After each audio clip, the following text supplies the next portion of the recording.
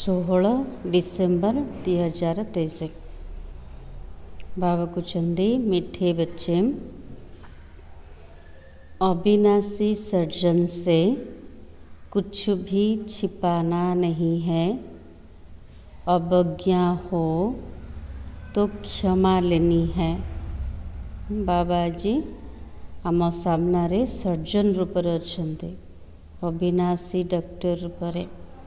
तेणु बाबा कहते डॉक्टर आगे किसी भी लुचाओनी, जदि किसी अवज्ञा हो गला तेबे क्षमा मागी नियो, तेबे बाबा राय देवे।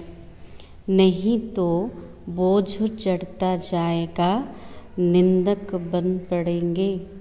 जदि अवज्ञा है, किछि भूल है, बाबा आगरे सत कहलेनी, तेबे बोझ चढ़ी चढ़ी जीव, आहुरी बढ़िब, बाबार निंदुक होइजिबे।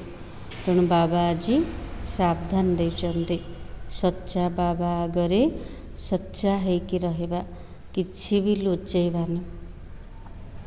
प्रश्न है, सच्ची कमाई का आधार क्या है? उन्नति में विघ्न क्यों बढ़ते हैं? सच्चा काम कमाईर बा सच्चा रोजगार आधार कौन? उन्नति रे विघ्न कौन पे पड़ुचे? उत्तर, सच्ची कमाई का आधार पढ़ाई है। अगर पढ़ाई ठीक नहीं तो सच्ची कमाई कर नहीं सकते। ज्ञान बाई पाठ पढ़ा होची रोजगार पंथा। जदि आमे पाठ ठीक से पढ़िलेनी तेबे सच्चा कमाई करि परिबानी। उन्नति में विघ्न तब ही पड़ता जब संग ठीक नहीं। पाठ पढ़िले ही आमर रोजगार हब, उन्नति हब। तो उन्नति रे विघ्न सेतेले पड़ुची जेतेले संग आमर खराब होची। संग जदि ठीक न हब तेबे विघ्न पड़िला। कहा भी जाता संग तारे कुसंग बोरे।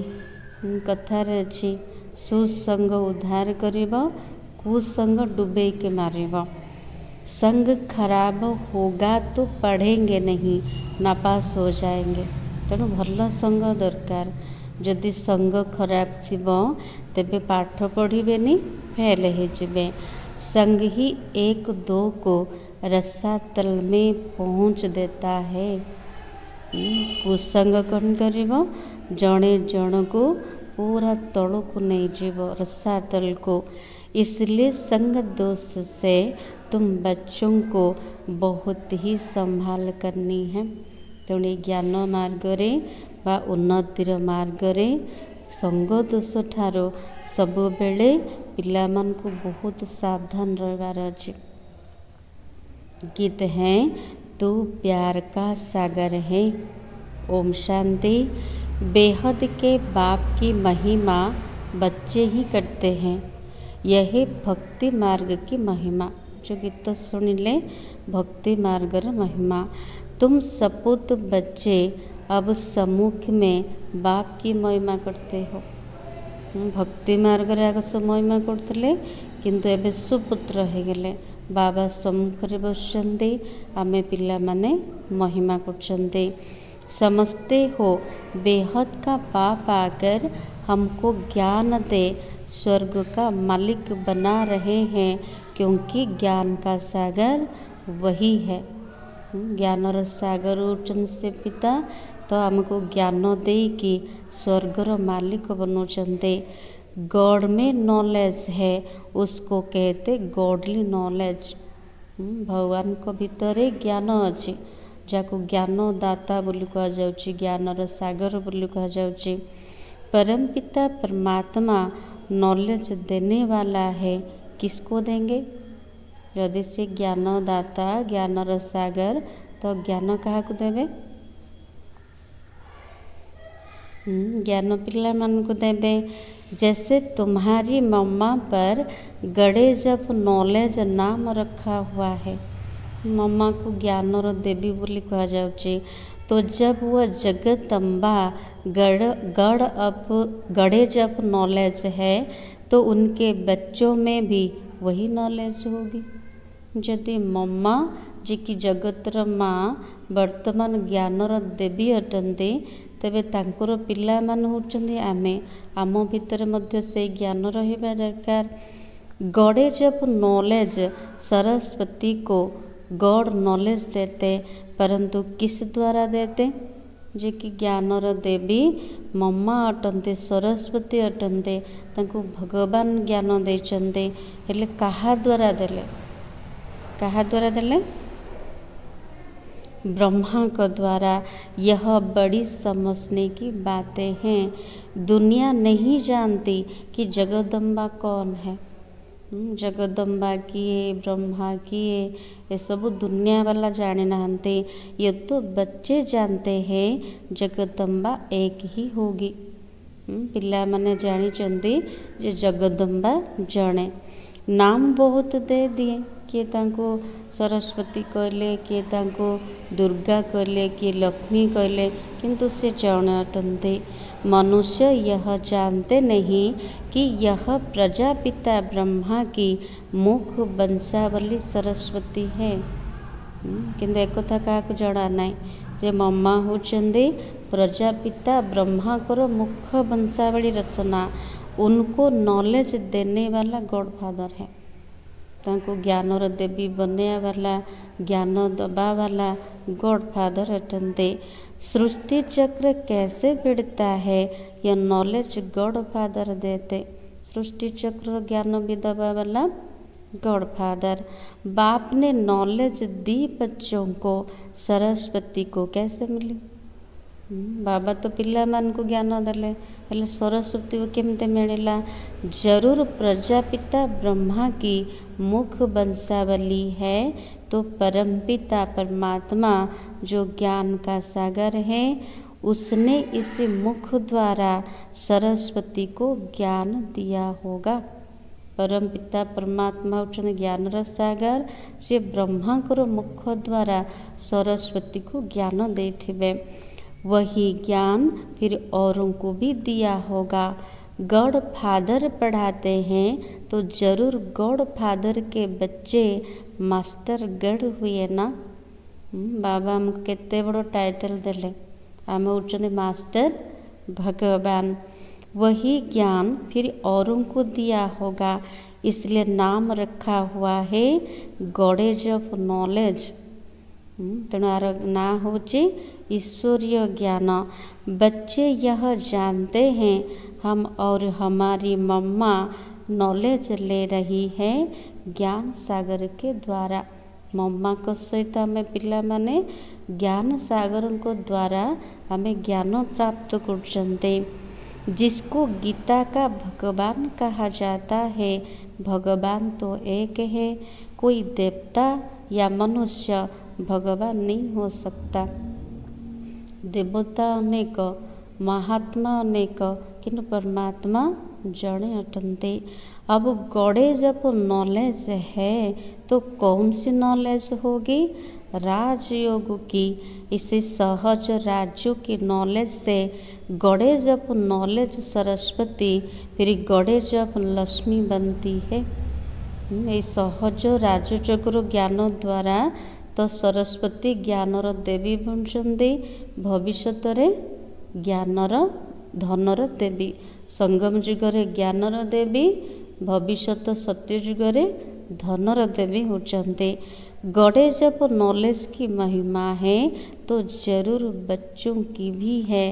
प्रजापिता की सब संतान ठहरे, मम्मा की संतान नहीं कहेंगे। प्रजापिता ब्रह्मा के मुख कमल की यह संतान। एते सब बिके अछंते से माने प्रजापिता ब्रह्मा को मुखर रचना होचंते। तुम सब ईश्वरीय संतान निश्चय करते हो। ईश्वर बाप कहते मैं बच्चों के सम्मुख होता हूँ। आमर पूरा निश्चय अच्छे जे बाबा आम सम्मुख रे बसिकी पाठ पढ़ाउछन्ते, वही मुझे जानते हैं। समस्ते तो ईश्वर संतान, किंतु ईश्वर को जानिया वाला किए? तांको सम्मुख जो मैंने पाठ पढ़ुचंते से माने ही जानिचंते। तो जगदम्बा है गडेज ऑफ नॉलेज। आज बाबा बारंबार कहते जे सरस्वती ज्ञानर देवी संगम जुगरे। यह सहज राज्यों की नॉलेज है, न कि शास्त्रों की। गॉड ने इनको नॉलेज दी और यह गडेज कहलाई। जगदम्बा तो माता ठहरी। फिर दूसरे जन्म में गडेज ऑफ वेल्थ लक्ष्मी बनती है। बाबा कहते वर्तमान जगदम्बा माँ अटंते।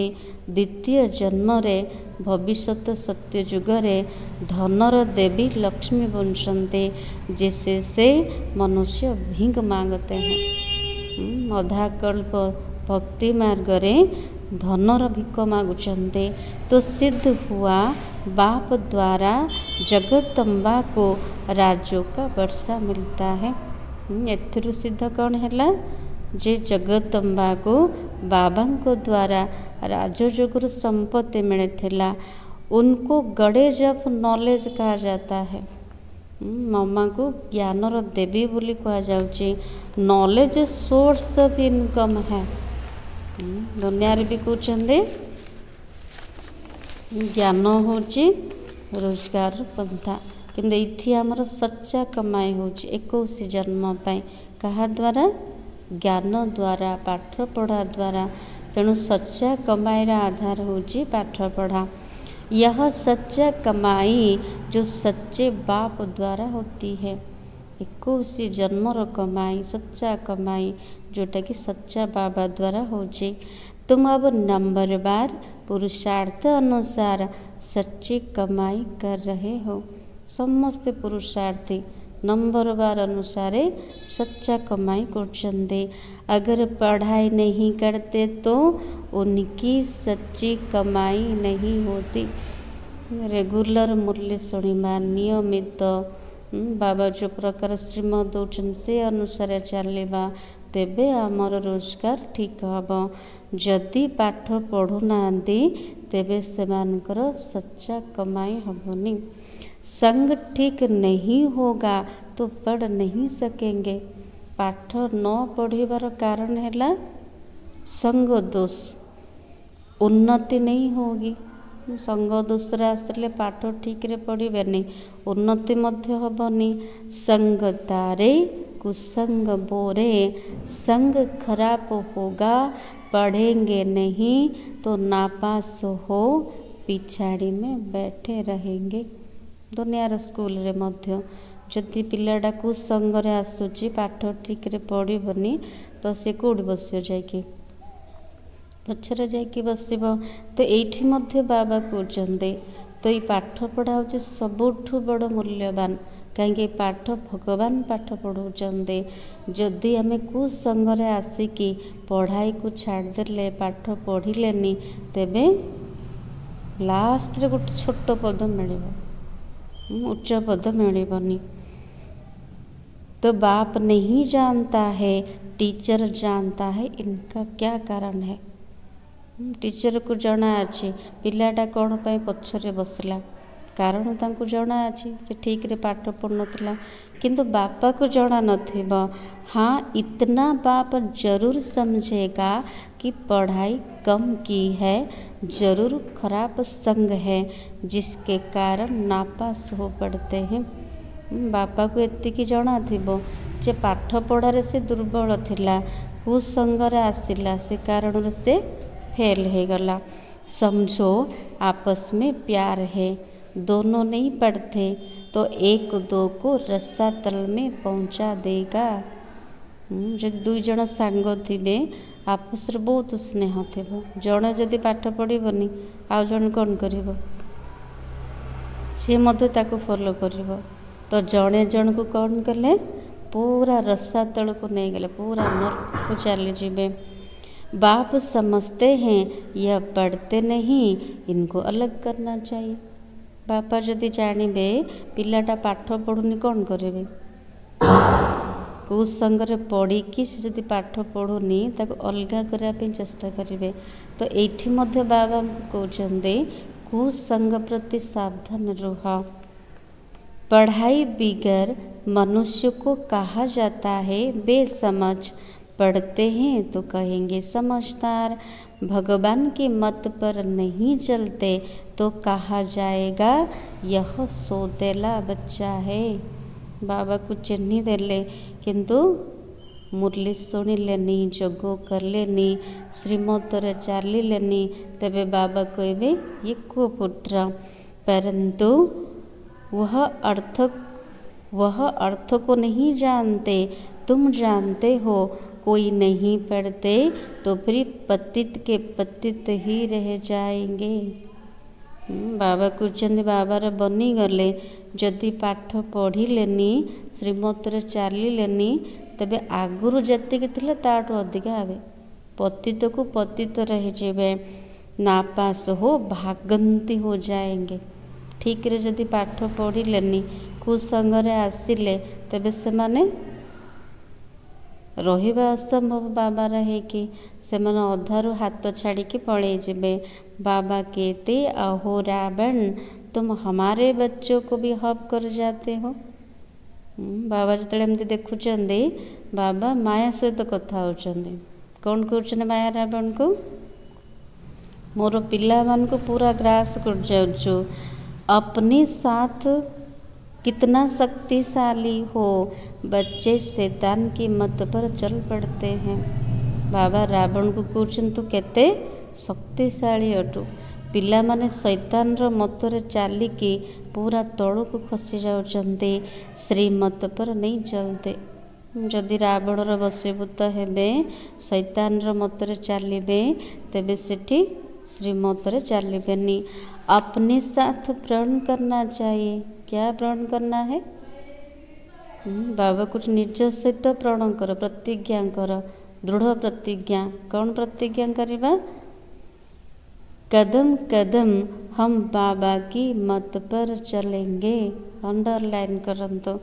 बाबा को एमती निजे निज सहित पक्का प्रतिज्ञा कर, किछि भी हे जाओ मु कदम कदम प्रति पाहुंड बाबार श्रीमत अनुसार उठेबी, श्रीमत अनुसार चलेबी। जो श्रीमत पर नहीं चलते उनको आसुरी मत वाला कहेंगे। बाबा समझ जाते यह इतना ऊंच पद पा नहीं सकेगा। यदि आसुरी मतरे चलिले उच्च पद तो मिलबनी। बाबा बुझीजिबे।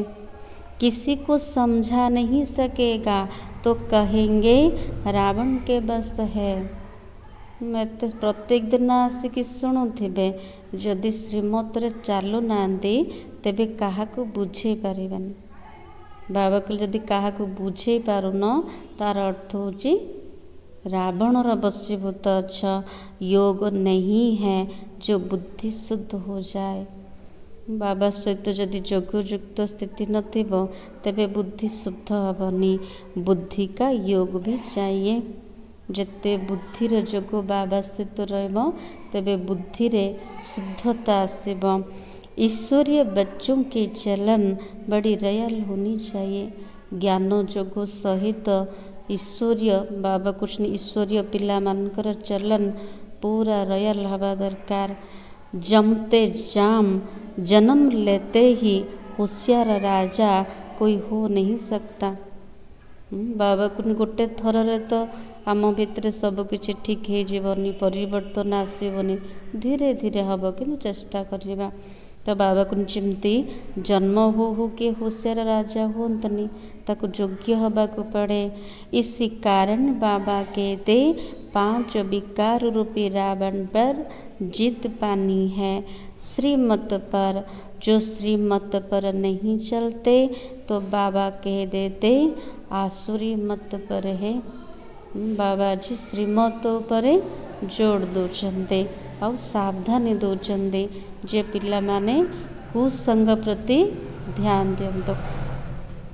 फिर उसमें कोई 5% श्रीमत पर चलते, कोई 10% चलते, वो भी हिसाब है।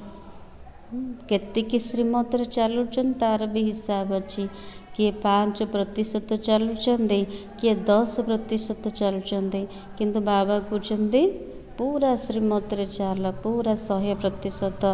तो जगदम्बा एक ही है, जगदम्बा है ब्रह्मा मुख वंशावली ब्राह्मण।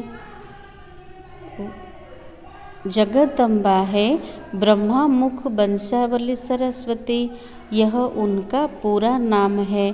सरस्वती को सितार देते हैं। जगदम्बा होचंदी ब्रह्मांकर मुख वंशावली रचना, जहाँ हाथ वीणा देखते। यह गॉडेज ऑफ नॉलेज, जरूर उनकी संतान भी होंगे। सरस्वती होचंदी ज्ञानर देवी, तो तांकर संतान मध्य थिबे। उनको भी तंबुरा होना चाहिए। आमे होचन जगदम्बाकर संतान, आम हाथ रे मध्य ज्ञानर वीणा अच्छी। तो देखो झाड़ में ये सरस्वती बैठी है, राज्य को सीख रही है, फिर यह जाकर लक्ष्मी बनती है, गॉडेज ऑफ वेल्थ। कल्प वृक्षर मूल देखाई सरस्वती माँ तपस्या करछंदी संगम जुगरे ज्ञानर देवी, पुणी भविष्यत जाइकी धनर देवी बनचंदी। इसमें हेल्थ वेल्थ हैप्पीनेस सब आ जाती है। जो स्वर्ग को जीवा सेठी धन स्वास्थ्य खुशी सबु किछि थिबो। यह तो सिवाय परमपिता परमात्मा के कोई दे न सके। हेविनली गॉड फादर वह है। अब देखो मम्मा सर्विस कर रही है, समझो कहाँ मम्मा को निमंत्रण दे। तो पहले मम्मा के ऑक्यूपेशन को जाने।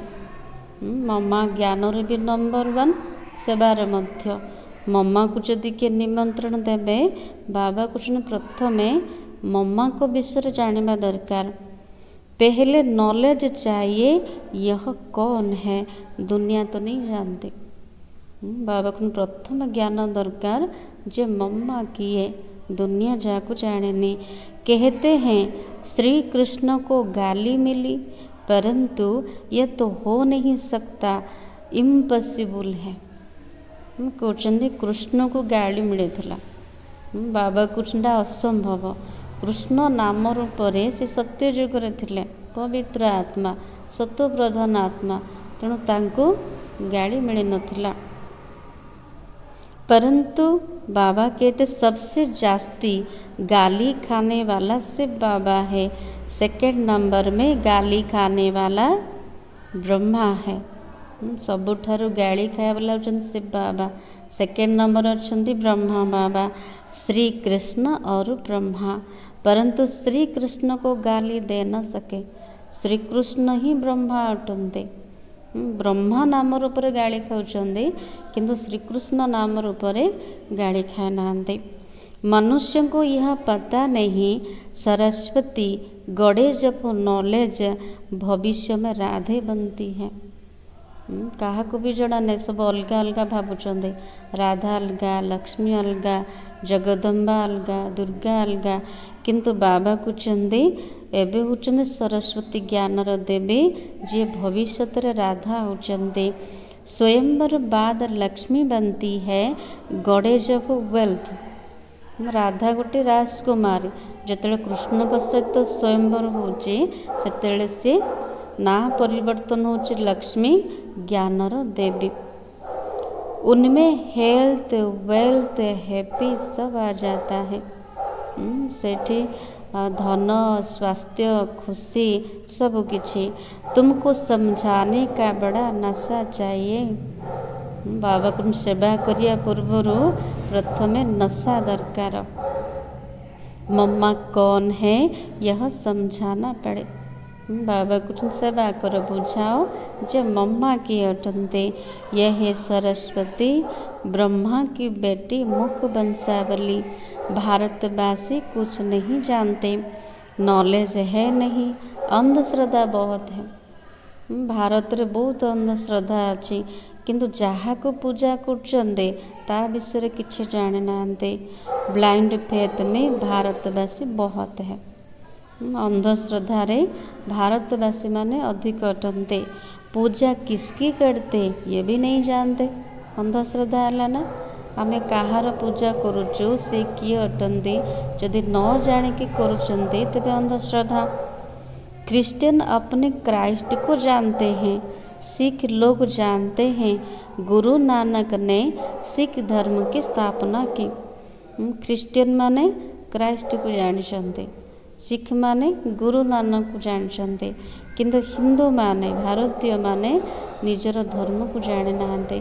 आमे जाको मानुचु आमे से धर्मर बोली भावना।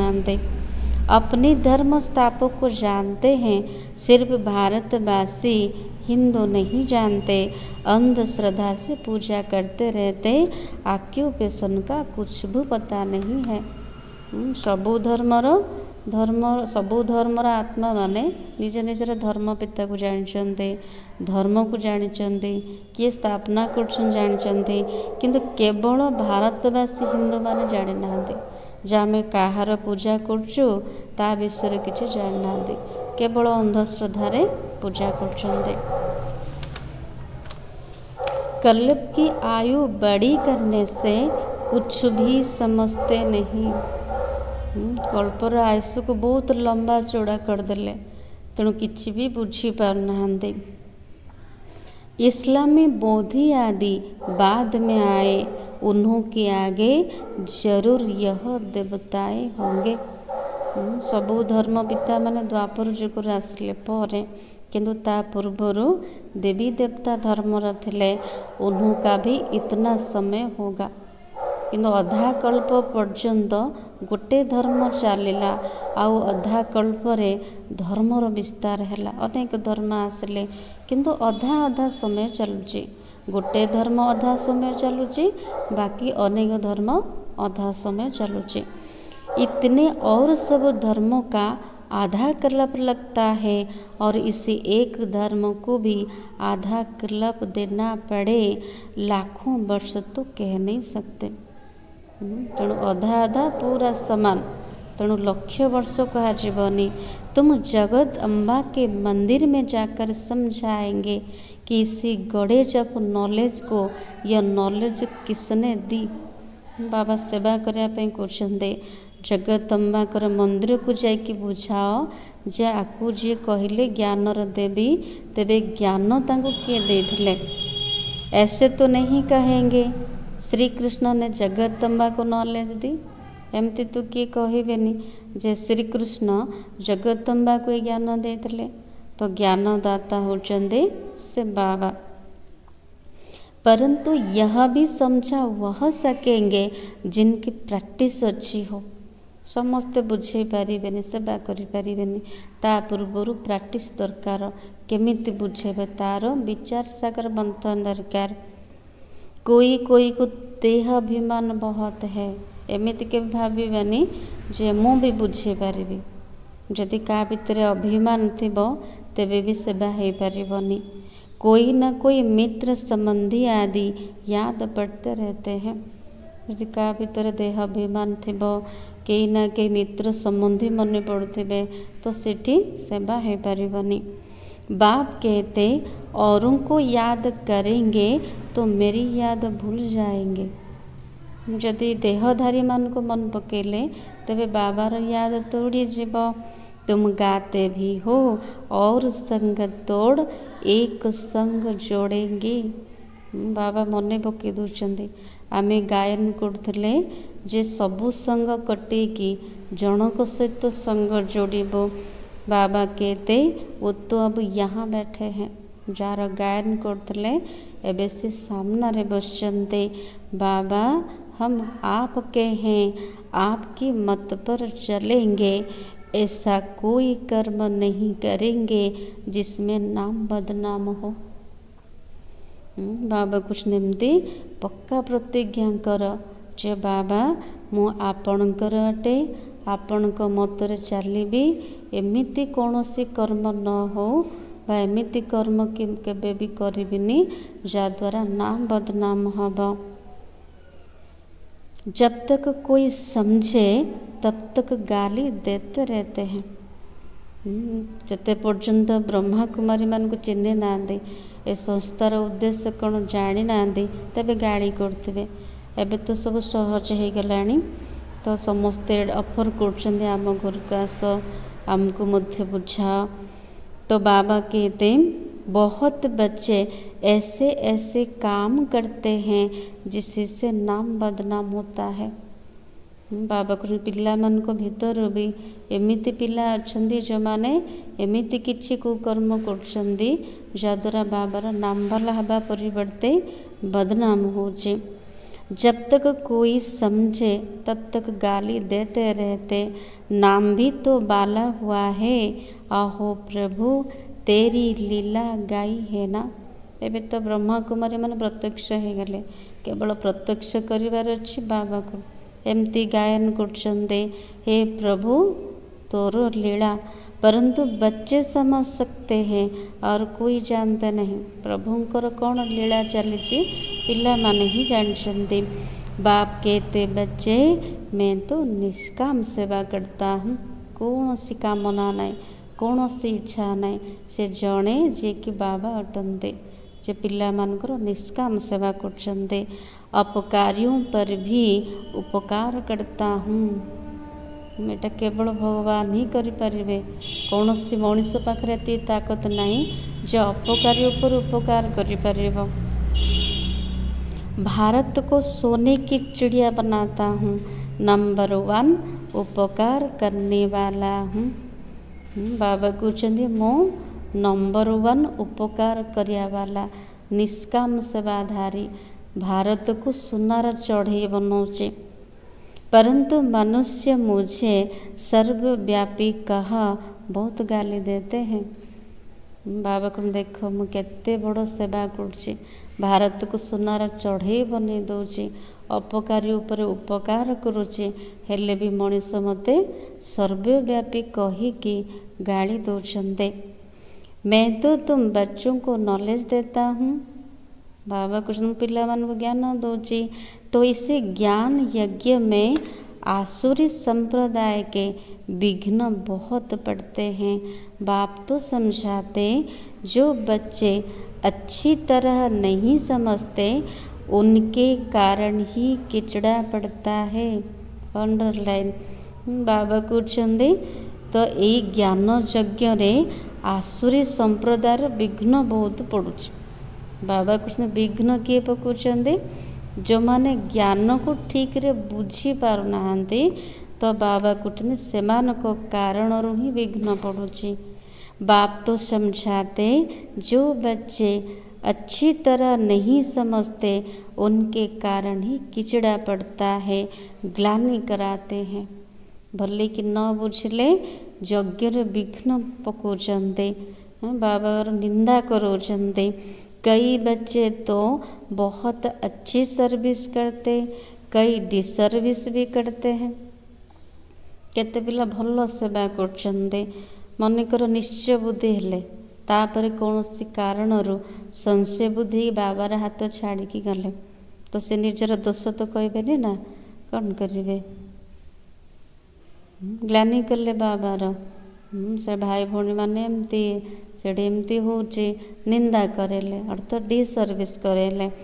तो बाबा कहते एक तरफ कई कंस्ट्रक्शन करते हैं तो एक तरफ फिर डिस्ट्रक्शन भी करते हैं, क्योंकि ज्ञान नहीं है। गोटे पटे केते पिला स्थापनार कार्य करछंदे आ केते पिला विनाशर कार्य करछंदे। को माने करछंदे जा भितर संपूर्ण ज्ञान नथिबो, पूरा निश्चय नथिबो। यह सूर्यवंशी चंद्रवंशी राजधानी स्थापन हो रही है, एठी राजधानी तैयारी होचे। निज निजर पुरुषार्थ अनुसार पढ़ाई अनुसार निश्चय आधारे पद फिक्स होचे। जो पूरी रीति नहीं समझते हैं उनको समझाना तरस तो पड़ता है नहीं। जो माने भले कि बुझु नथिबे एपट सेपट कथा बेसी ध्यान देबे, बुद्धि रे ज्ञान रहिबनी। किए कहउचंदे किए आमको बुझुचंदे आर मध्य खातिरी करिबेनी। बाबा कुछ दया आसु सेमानकु बुझाओ जो माने बुझु नांदे। बाप का बनकर और वर्षा नहीं लिया तो क्या काम का रहा। भगवान को जानीदेले जदि बाबार बनिकी पूरा संपत्ति न नेले तबे कौनसी कामर नुह। बाप मिला है तो पूरा पुरुषार्थ कर वर्षा लेना चाहिए, श्रीमत पर चलना चाहिए। भगवान पिता हमको मिलीगले तेणु पूरा पुरुषार्थ करके वर्षा नवा, श्रीमत अनुसार चलवा। ऐसा कर्तव्य नहीं करना जिससे बाप की ग्लानि हो। बाबाजी प्रतिपादरे कौन करचंदे श्रीमत अनुसार चलवा शिखाई आ सावधान देचंदे जे एमिति कर्तव्य जमते आम द्वारा न हो जद्वारा बाबार निंदा हब। निंदा करे वाला काम आम द्वारा न हो। बाप जानते हैं काम क्रोध यह महाशत्रु है, यह नाक कान से पकड़ते रहते हैं, यह तो होगा। बाबा कहते मु जानी काम क्रोध होची महाशत्रु, किंतु ए काम क्रोध कौन करची पिला मानकर नाक कान को धरी दौची, तांको द्वारा भूल कर दौची, ए सब हब। उनसे पार जाना है। बाबा को तार बसीभूत हुअनी, ताठुर परे जाओ। कोई तो नाम रूप में फंस पड़ते हैं। बाबा कुछ केते पिला नाम रूप रे फंसी जाउचंदे। सब बच्चे तो एक जैसे नहीं होते। बाप फिर भी सावधान करते, खबरदार रहना। बाबा जी केते सावधान देचंदे। सबु पिला तो समान पाठ पढ़िबेनी, सबु पिला समान हेबेनी, हेले भी जेहेतु से आमर बापा अटंती, से ही आमर शिक्षक अटंती, तेणु हमको सावधान दौचंदे। ऐसे अकर्तव्य कार्य कर अगर निंदा कराएंगे तो पद भ्रष्ट हो पड़ेंगे। बाबा आगुरु सावधान कर दौचंदे। जदि भगवान है कि एमिति कौनसी अकर्तव्य करवा, आमे कुछ आमे ईश्वर संतान, जदि आमर कर्तव्य आमर कर्म ठीक हेबनी तेबे सेठी उच्च पद मिलबनी।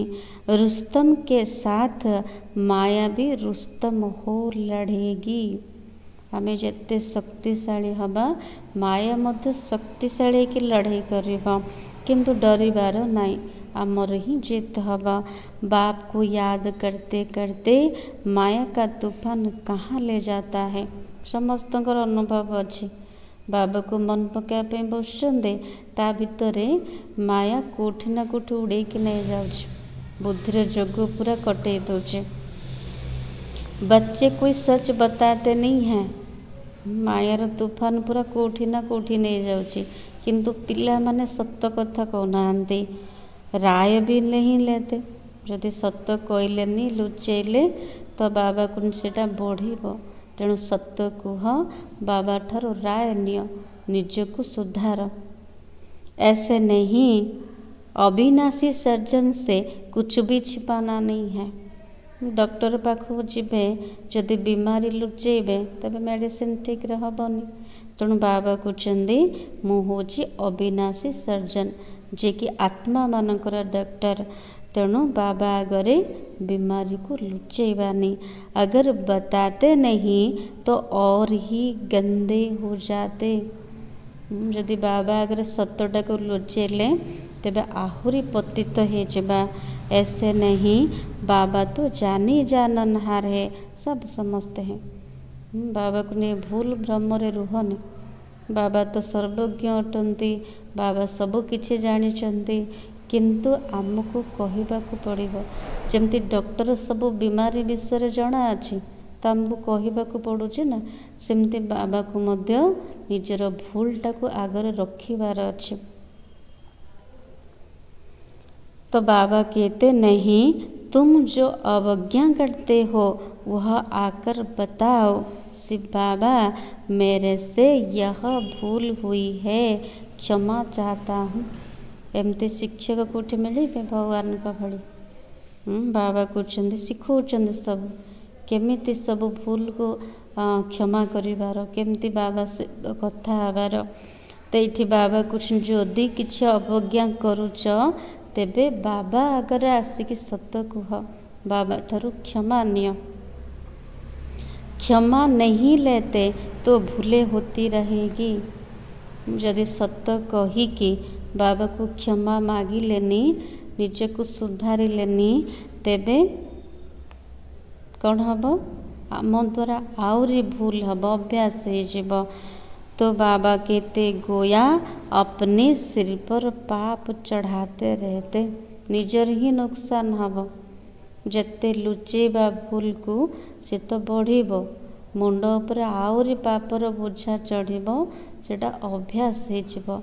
बाबा को से अभ्यास को कड़ा करनी, सच्चा बाबा को सामना रे सच्चा है कि रह।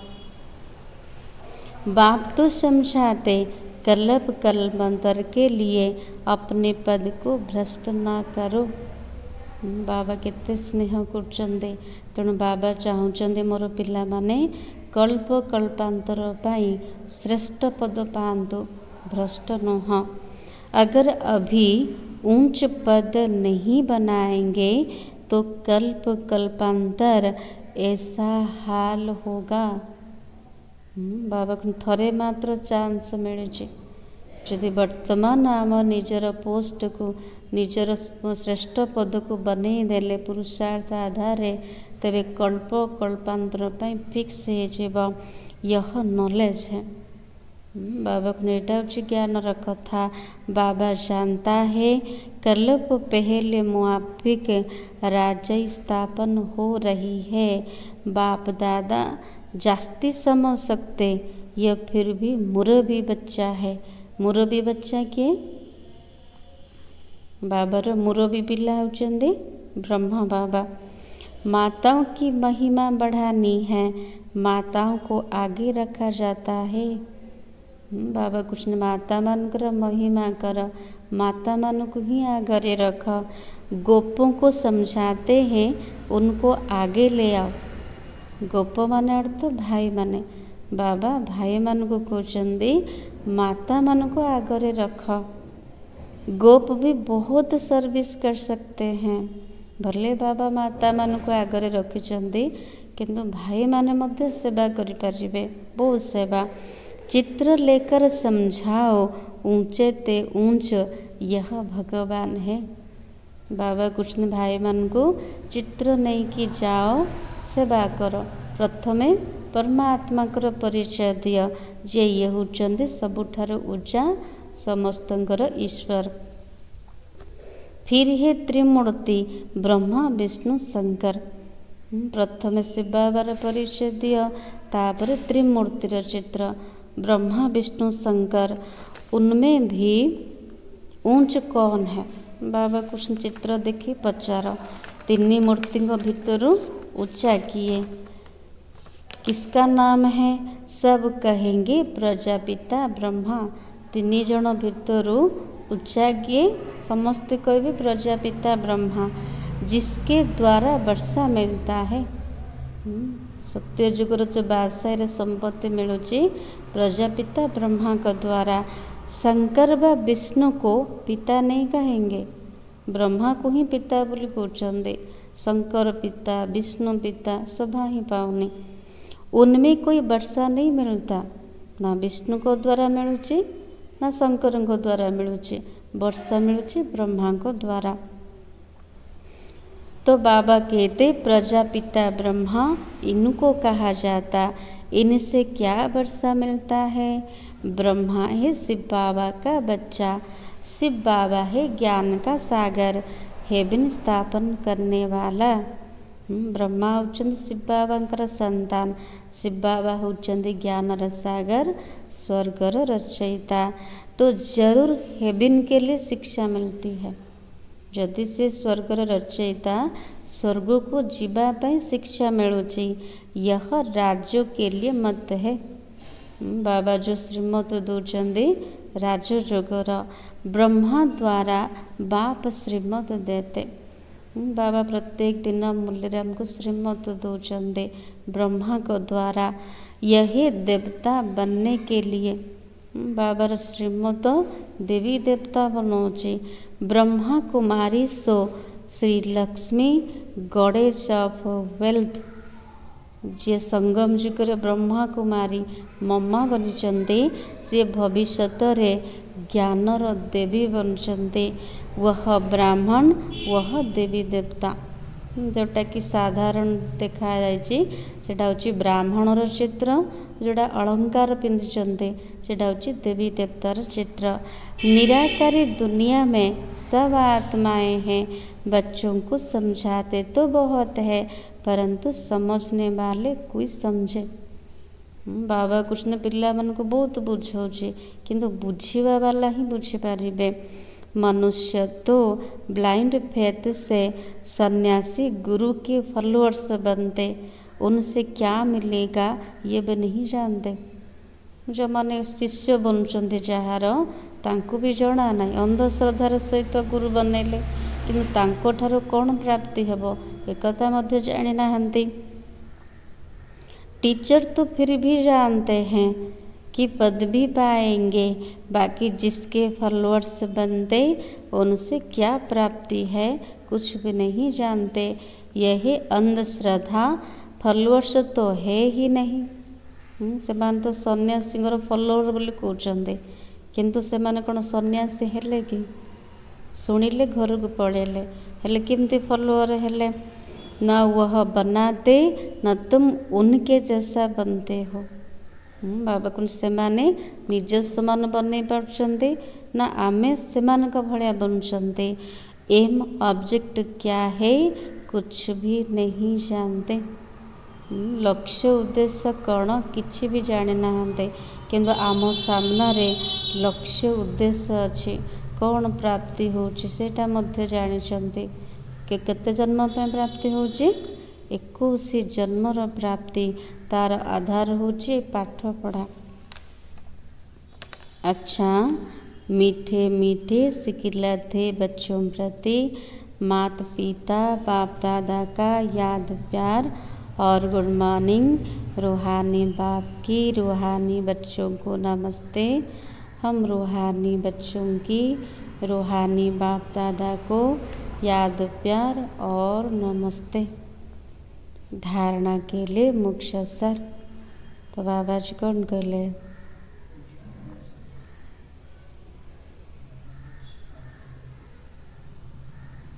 बाबा जी केते सावधानी देइचंते।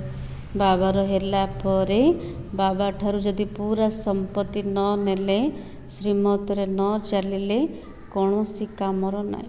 आ कौन कहले बाबा बाबा जी कहते संग भल रख, कुसंग ठारू निजको बंचेकी रख। जदि कुसंग रे आसिले पाठ पढ़ा को छाड़देवे पूरा रसातल को चली जाए। धारणा फर्स्ट पॉइंट संग दोष से सदा बचे रहना है। बाबा कहते संग दोष ठारू सबु बेले निजको मुक्त रख। एतिकी ध्यान रख जमती कुसंगरे न पढ़। सच्ची पढ़ाई पढ़कर सच्ची कमाई का स्टॉक जमा करना है। 21 जन्मर प्राप्ति होची। बाबा कुछ सच्ची पढ़ाई पढ़। ए ज्ञान होची सच्चा, ए पढ़ाई होची सच्चा जा आधार सच्चा कमाईर स्टॉक जमा हब। किंतु यही उन्नति विघ्न सेतले पड़ुची जेते बेले कुसंगरे आसुचंते। तेणु बाबा कहते सावधान। सेकेंड पॉइंट कदम कदम पर बाबा की श्रीमत पर चलेंगे। यह अपने साथ प्रण करना है।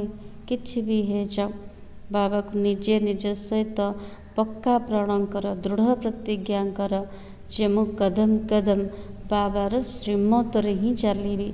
मन मत परमत को मिक्स करें। वरदान सर्व फरियादों के फाइल को समाप्त कर फाइन बनने वाले कर्म योगी भव। बाबा जी आशीर्वाद ले कर्म योगी हुआ। जैसे आत्मा और शरीर कंबाइंड है तो जीवन है। केवल आत्मा को नहीं कि जीवन नहीं कि केवल शरीर को नहीं कि जीवन नहीं। आत्मा और शरीर एकाठी अच्छी तो जीवन अच्छी। ऐसे कर्म और योग कंबाइंड हो। सेमती कर्म केवल करवानी कि केवल जोग करवानी, कर्म सहित बाबा सहित जोग करवा, जोगयुक्त स्थिति रे रही के प्रत्येक कर्म करवा, तेबे कर्म रे सफलता मिलेगा। 2-3 घंटा योग लगाने वाले योगी नहीं, लेकिन योगी जीवन वाले। आम कुछ आज 2 घंटा जोग कली, 3 घंटा जोग कली, 4 घंटा जोग कली, बाबा कुछ 2-3 घंटार जोगी नुह, तो आमर जीवन जोगी जीवन हो जाओ। उनका योग स्वतः और सहज होता है।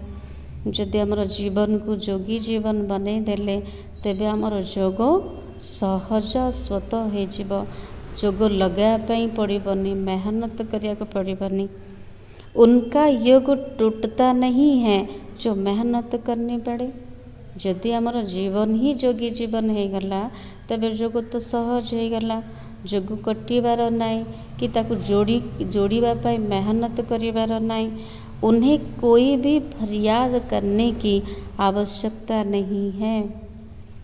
कौनसी प्रकार फरियाद करिबार, अभियोग करने को आवश्यक पड़बनी। कहीं आमर जोगी जीवन जदि हो गला, जोगी जीवन रे सबु किछि सहजरे प्राप्त हो जिव। याद में रहने से सब कार्य स्वतः सफल हो जाता है। जदि जोगयुक्त स्थिति रे रहुचंदी, तेबे प्रत्येक कार्य सहजरे सफल हो जिव। फाइन बनने वाले के सब फाइल खत्म हो जाते। आमर लक्ष्य होची फाइन हबार, संपूर्ण हबार। तेणु बाबा को जदि फाइन हवा वाला आत्मा अटंदी, तेबे सबू फाइल खत्म कर दियो, समाप्त कर दियो। क्योंकि योगी जीवन सर्व प्राप्तियों की जीवन है। केबे भी फरियाद न करिया के पड़ू, मत एटा आवश्यक सेटा आवश्यक। बाबा कहते जीवन को जोगी जीवन बने दियो, तेरे सबु किछि प्राप्त हब। जोगी जीवन रे सबुजाक प्राप्तिर जीवन अटे, किछि भी कमी रहिबनी।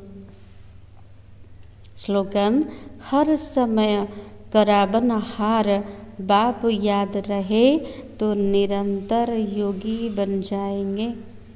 बाबा कहते निरंतर योगी हो। केमती संभव हम?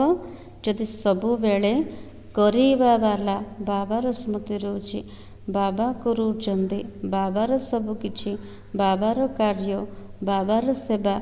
जदि सबुथिरे बाबा स्मृति आसिले, करिला वाला बाबार स्मृति रहब, तेबे निरंतर योगी हो जिवे।